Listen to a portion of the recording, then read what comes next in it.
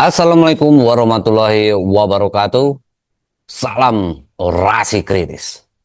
Saudara-saudara, publik dihenyakan oleh sebuah kabar dari Pengadilan Negeri Jakarta Timur.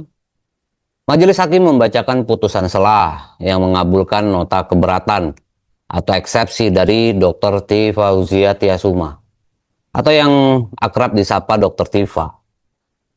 Surat dakwaan jaksa penuntut umum dinyatakan batal demi hukum, ya. Saya katakan sekali lagi, batal demi hukum.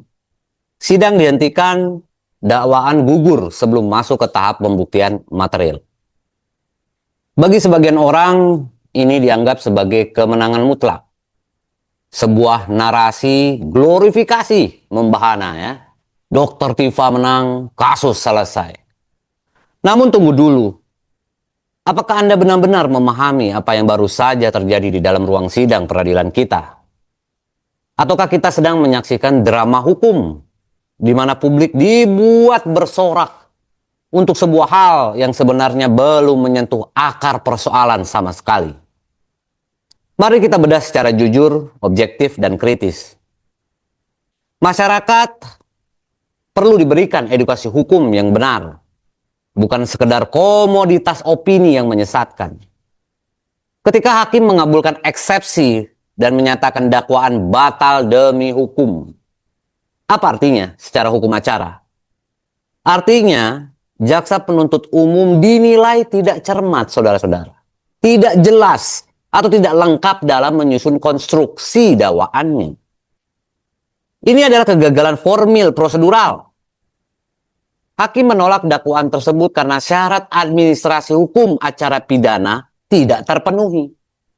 Bukan karena pengadilan telah memutuskan bahwa tuduhan fitnah itu salah atau ijazah yang diperdebatkan itu asli atau palsu. Ini poin krusial yang wajib kita pahami.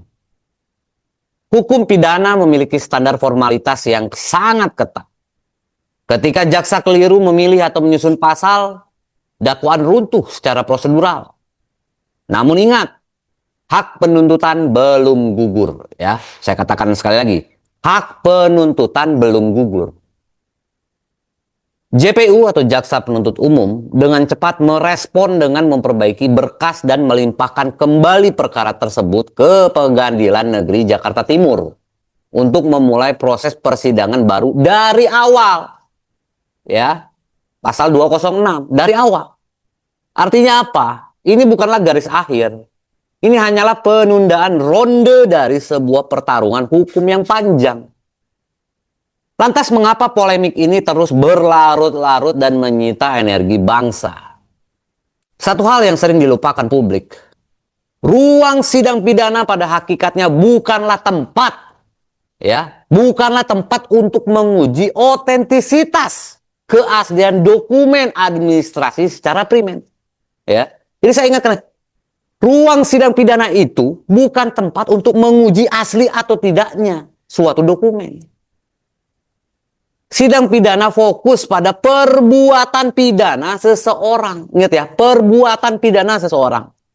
Apakah ada unsur pencemaran nama baik, fitnah, atau kebohongan yang menimbulkan keonaran? Ya, itu contohnya untuk pidana.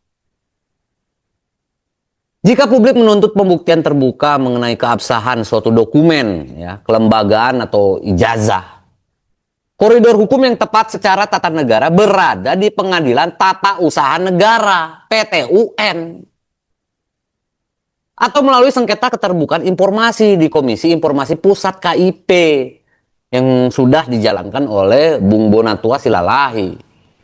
Namun mengapa instrumen administrasi tersebut jarang dijadikan panggung utama, sementara panggung pidana justru dijadikan teater opini publik?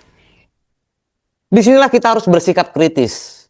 Jangan sampai hukum pidana dijadikan alat saling kunci, dan jangan sampai ketidakpahaman masyarakat terhadap prosedur peradilan dimanfaatkan untuk membentuk framing politik semata. Negara hukum yang bermartabat adalah negara yang menghormati asas kepastian hukum dan keadilan. Jika dakwaan jaksa ceroboh, hakim wajib membatalkannya. Dan itu sudah dilakukan. Namun jika perkara ini masuk kembali ke persidangan baru, maka pengadilan harus fokus pada penegakan hukum yang jujur, transparan, dan tidak tebang pilih. Saudara-saudara sebangsa dan setanah air, edukasi hukum hari ini mengajarkan kita satu hal. Jangan tergesa-gesa menyimpulkan akhir dari sebuah proses peradilan hanya dari sebuah putusan sela formil.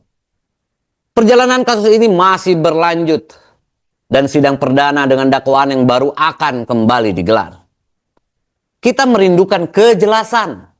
Kita merindukan edukasi politik yang mendewasakan. Dan kita merindukan kepastian hukum tanpa retorika yang membodohi publik. Sebelum kita akhiri video ini, saya ingin melemparkan pertanyaan ini kepada Anda semua yang menyaksikan. Menurut pandangan Anda, apakah pelimpahan ulang berkas dakwaan oleh jaksa ini merupakan bentuk keseriusan penegakan hukum atau justru bukti bahwa proses hukum kita masih terombang-ambing oleh ketidakcermatan prosedural? Tuliskan analisis dan pendapat Anda secara bijak di kolom komentar. Saya pamit, tetap kritis, tetap waras, sampai jumpa di orasi berikutnya. Wassalamualaikum warahmatullahi wabarakatuh.